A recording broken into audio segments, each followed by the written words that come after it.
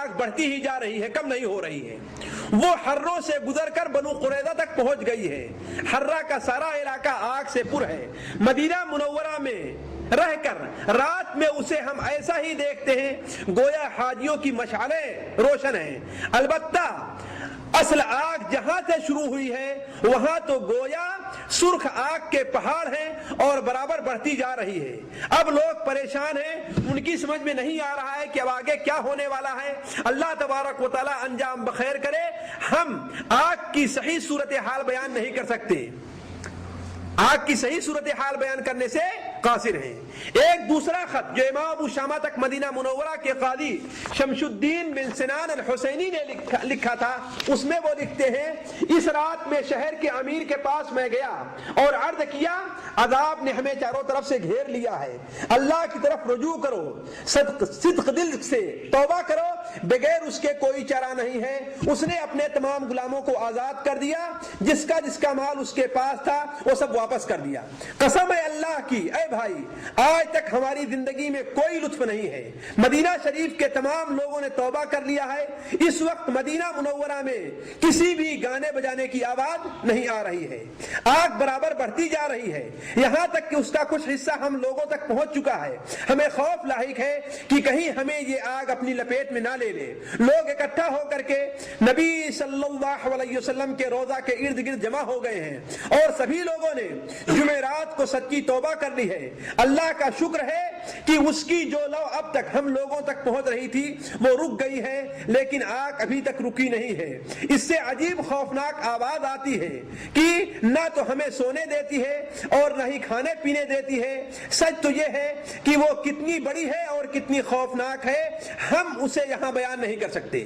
امام ابو شامہ آگے چل کر کے لکھتے ہیں کہ قاضی القضات صدر الدین علی ابن ابو القاسم الحنفی رحمہ اللہ نے ایک دن بحث و مذاکرہ میں ہم لوگوں سے عرض کیا کہ میں نے ایک بدوی کو دیکھا کہ بصرہ میں میرے والد رحمہ اللہ سے کہہ رہا تھا کہ ان لوگوں نے ان راتوں میں جب ارض حجاز میں آگ کا ظہور ہوا تھا تو بصرہ کے اندر اس آگ کی روشنی میں اپنے اونٹوں کی گردنیں تک دیکھ رہے تھے، جیسا کہ نبی صلی اللہ علیہ وسلم نے فرمایا کہ حجاز سے ایک ایسی آگ ظاہر ہوگی جس کی روشنی میں لوگ بصرہ کے اندر اونٹ کی گردنیں بھی دیکھ لیں گے۔ تو یہ قیامت کی ایک نشانی تھی جو ظاہر ہوئی اور لوگوں نے اس کا مشاہدہ کر لیا۔ دیکھیے قیامت کی کچھ نشانیاں ایسی ہیں جو ظاہر ہیں اور برابر بڑھتی جا رہی ہیں، جو ظاہر ہوئی اور برابر بڑھتی جا رہی ہیں۔ ان میں سے ایک نشانی کیا ہے؟ زنا اور اس کا زیادہ ہونا ہے۔ اور یہ چیز ہم لوگ دیکھ ہی رہے ہیں کہ زنا کس کثرت سے بڑھتا جا رہا ہے۔ آنکھوں کا زنا، کانوں کا زنا، اپنے منہ کا زنا اور دوسرے زنا جو حقیقی زنا ہے وہ بھی دنیا کے اندر کس طریقے سے بڑھتا جا رہا ہے کہ کتنے ملک ایسے ہیں جو زنا کے لیے لائسنس جاری کر رہے ہیں اور بغیر لائسنس کے کتنے دھندے زنا کے دنیا میں چل رہے ہیں۔ الامان الحفیظ وہ بڑے شہروں میں رہنے والے لوگ اس کا اسی طریقے سے اندازہ کر سکتے ہیں۔ مثال کے طور پر دنیا کے بڑے بڑے جو شہر ہیں اس میں اس قسم کے کتنے دھندے چلتے ہیں اللہ ہی بہتر جانتا ہے۔ تو زنا کی کثرت یہ بھی قیامت کی نشانیوں میں سے ہے۔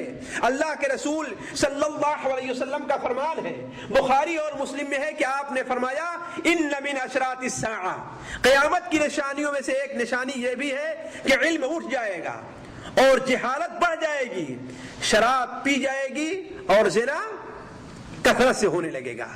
اسی طریقے سے سود کا بڑھ جانا، سود کا پھیل جانا، دنیا کے اندر سودی کاروبار کثرت سے ہونا، یہ بھی قیامت کی ایک نشانی ہے جو ظاہر ہو چکی ہے اور برابر بڑھتی جا رہی ہے، جو ظاہر ہو چکی ہے اور برابر بڑھتی جا رہی ہے۔ آج ہم ہندوستان، پاکستان اور بنگلہ دیش کے رہنے والے لوگ ذرا اندازہ لگائیں کتنے لوگ ہیں جو سود لینے، دینے، کھانے یا سود پر مدد کرنے سے بچے ہوئے ہیں۔ لینے، دینے اور سود پر مدد کرنے سے بچے ہوئے ہیں۔ شاید ہی کوئی بینک ایسا ہو دنیا کے اندر جو سودی کاروبار نہ کرتا ہو، جو سودی کاروبار نہ کرتا ہو۔ تو عرض میں کر رہا تھا کہ سود کا بڑھ جانا اور برابر بڑھتے رہنا یہ بھی قیامت کی نشانیوں میں سے ہے۔ نبی صلی اللہ علیہ وسلم کا ارشاد ہے لَيَأْتِيَنَّ عَلَى النَّاسِ زَمَانٌ، لوگوں پر ایک وقت ایسا آئے گا کہ ہر شخص سود کھائے گا۔ اگر کوئی انسان سود نہیں کھاتا تو کم سے کم اس کا دھواں ہی اس تک پہنچے گا۔ اس کے دوست ہوں گے جو سود کھانے والے ہوں گے، اس کے رشتہ دار ہوں گے جو سود کھانے والے ہوں گے، کم سے کم سود کھانے والوں سے چندہ تو لے گا کہ نہیں لے گا؟ سود کھانے والوں کی دعوتیں کھائے گا کہ نہیں کھائے گا؟ یہ صورتحال تو پیدا ہوگی۔ اللہ کے رسول صلی اللہ علیہ وسلم کا فرمان ہے بین یدی الساعہ، قیامت سے پہلے سود بڑھ جائے گا، زنا بڑھ جائے گا اور شراب لوگ کثرت سے پینے لگیں گے۔ تو قیامت کی ایک نشانیوں میں سے ایک نشانی جو نبی صلی اللہ علیہ وسلم بیان فرمائی ہے وہ یہ کہ بھی ایک سود لوگ کثرت سے کھانا شروع کر دیں گے۔ اسی طریقے سے قیامت کی نشانیوں میں سے ایک نشانی مال کا بڑھ جانا ہے اور تجارت کا کثرت سے ہو جانا ہے۔ آج لوگوں کے پاس مال کی کمی نہیں ہے، لیکن لوگ پریشان کیوں ہیں؟ اس لیے پریشان ہیں کہ ضروریات اپنی اتنی بڑھا لی ہے لوگوں نے کہ وہ پورا نہیں کر پا رہے ہیں۔ لیکن انسان کی زندگی جن چیزوں سے چل سکتی ہے اس کا حساب لگایا جائے تو ہر انسان کے پاس اس سے زیادہ مال موجود ہے۔ مثال کے طور پر کھانا ہے، پانی ہے، پہننا ہے اور رہنے کے لیے مکان ہے۔ صرف اسی پر اگر انسان گزارا کرے تو اس کے پاس بہت مال ہے۔ لیکن آج انسان ظاہری چیزوں پر اتنا خرچہ کرتا ہے جتنا کھانے پینے پر خرچہ نہیں کرتا۔ گاڑی ہے، ٹیلی ویژن ہے اور پہننے کے لیے دکھانے کے لیے اچھے اچھے کپڑے ہیں۔ انسان اس وقت اسی لیے پریشان ہے، جو زیادہ کماتا ہے اس کو بھی نہیں پورا کر پاتا، وہ بھی نہیں پورا کر پاتا، اور جو تھوڑا کماتا ہے وہ بھی پورا نہیں کر پاتا ہے۔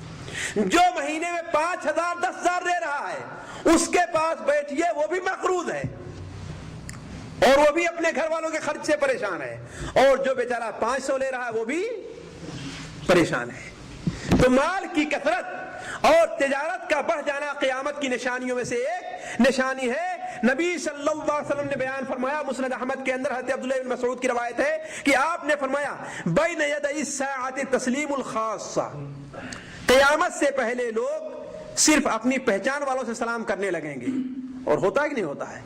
جن کو پہچانتے ہیں اس سے تو سلام کریں گے اور کتنا دوڑ کر کے اس سے ملیں گے، اور جس سے نہیں پہچانتے ہیں بغل سے گزر جاتے ہیں، معلوم ہے کہ مسلمان ہیں لیکن بغل سے گزر جا رہے ہیں۔ اور آج صورتحال تو یہ ہو گئی ہے کہ بڑے اچھے اچھے لوگ ٹیلی فون کریں گے اور سلام نہیں کریں گے، ٹیلی فون شروع کریں گے اور سلام نہیں کریں گے۔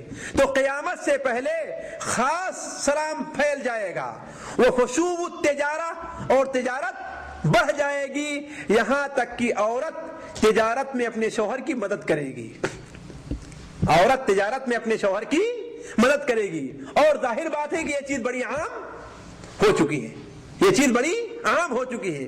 اسی طرح آپ نے قیامت کی ایک نشانی بیان کرتے ہوئے آپ نے بیان فرمایا کہ قیامت اس وقت تک قائم نہیں ہوگی جب تک کہ فتنے ظاہر نہ ہو جائیں، جھوٹ بولنا بہت نہ بڑھ جائے۔ آج اگر غور کر کے دیکھیں تو شاید ہی کوئی آدمی جو جھوٹ سے بچا ہوا ہے، اور اس پر مصیبت یہ ہے کہ جھوٹ کو جھوٹ نہیں سمجھتا، جھوٹ کو عیب نہیں سمجھ رہا ہے۔ جھوٹے بہانے کر دینا، دھوکے دے دینا، کسی سے پیسہ لیا ہے، اچھا بھائی 5 دن میں واپس کر دوں گا، واپس کتنے دن؟ 5 سال میں بھی واپس نہیں کرے گا، اور وعدہ صرف 5 دن کا کیا تھا۔ ارے بھائی وعدہ کیا تھا لیکن نہیں ہوا تو کیا کروں، کہاں سے لے آؤں؟ نہیں یہ تو جب ہوگا دے دوں گا، کہتے کہ نہیں کہتے ہیں؟ تو جھوٹ بولنا اتنا عام ہو چکا ہے، پڑھا لکھا آدمی، جاہل آدمی، اچھا آدمی، برا آدمی، ہر آدمی جھوٹ بولنا ایسا شروع کر دیا کہ اس کا احساس تک نہیں ہوتا۔ تو قیامت کی نشانیوں میں سے ایک جھوٹ زیادہ ہو جائے۔ وَتَتَقَارَبُ الْأَسْوَاقُ، اور بازار بڑے قریب ہو جائیں گے۔ ہر شہر کے اندر بازار ہے، ہر گاؤں میں بازار ہے۔ پہلے بازار بڑے بڑے شہروں کے اندر رہا کرتے تھے، اور 8 10 15 20 دیہاتوں کو ملا کر کے ہفتے میں کہیں ایک بازار لگا کرتا تھا، ہے کہ نہیں؟ اور ہم شہر میں ہر محلے کے اندر بازار لگے ہوئے ہیں۔ تو قیامت کی نشانیوں میں سے ایک نشانی یہ بھی ہے کہ تجارت لوگ کثرت سے کرنے لگیں گے اور لوگوں کے پاس مال بہت زیادہ ہو جایا کرے گا۔ اسی طریقے سے قیامت کی وہ نشانیاں جو ظاہر ہوئی ہیں اور بڑھتی جا رہی ہیں، گانے بجانے کا پھیل جانا ہے اور اس کو لوگوں کو حلال سمجھنا شروع کر دینا ہے. یعنی ایک چیز تو یہ ہے کہ وہ پھیلے لیکن اسے لوگ برا سمجھیں. مثال